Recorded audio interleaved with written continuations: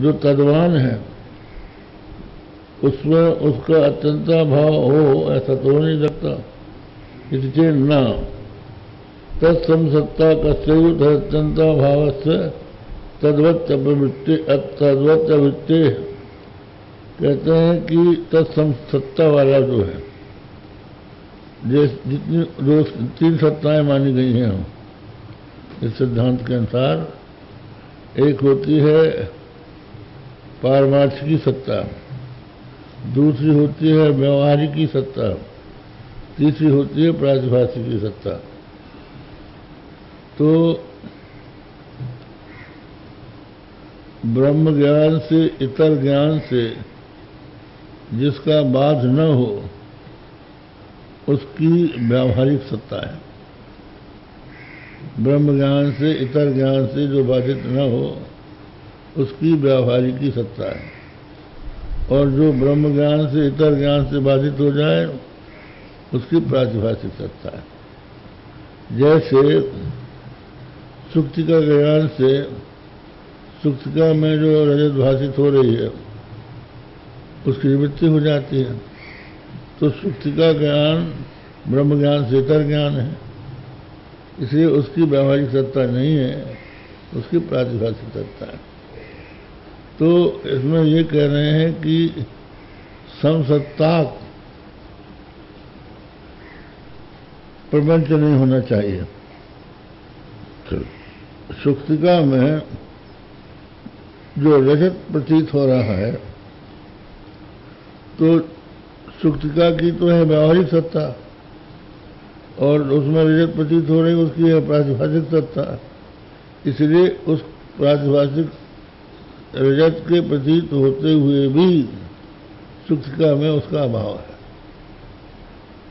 इसी तरह से जो व्यावहारिक सुक्तिका है, व्यावहारिक बट हट्टस्थ रजत है, उसका ब्रह्म में अभाव है, तो इसलिए पारमार्थिक रूप से अभाव है।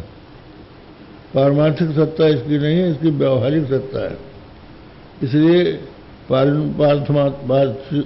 पारमार्थिकत्वेन इसमें प्रपंच का उसमें अभाव है, ये सिद्धांत बना।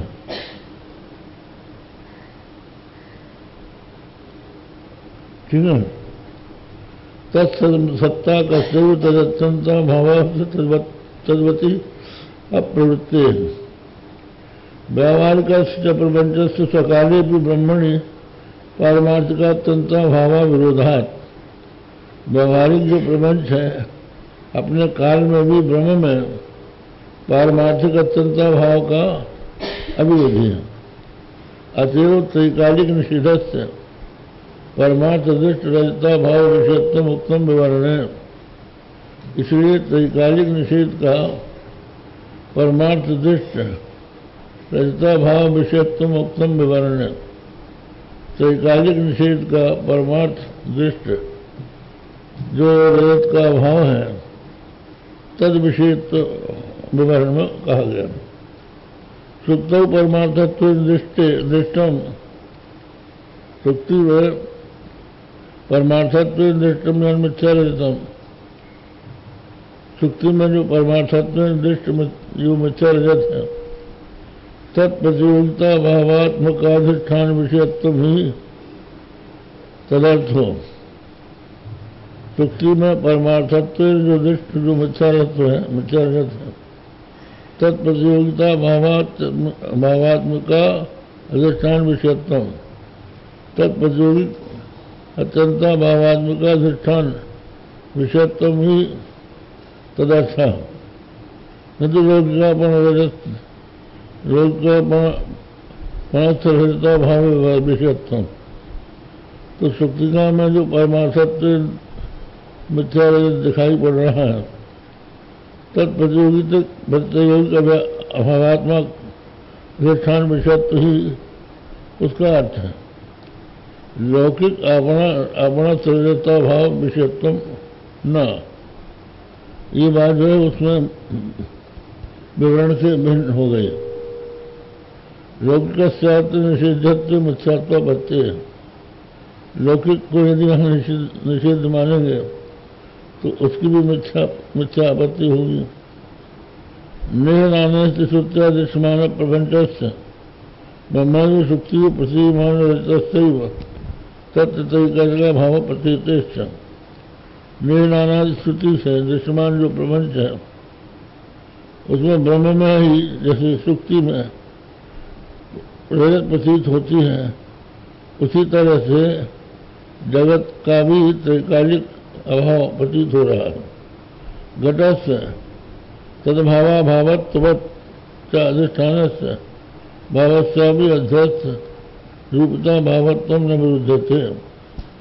अब उन्होंने कहा कि आप प्रपंचात्भाव वति ब्रह्मणि प्रपंचा भावा प्रतिपन्नोपाधौ त्रैकालिका नित्यंता भाव निषेध प्रतियोगित्वम प्रपंचे वर्तते। प्रतिपन्नोपाधि यहाँ पर है ब्रह्म। ब्रह्म में त्रैकालिका अभाव का प्रतियोगित्व किसमें है? प्रपंच में। इसलिए प्रपंच मिथ्या है।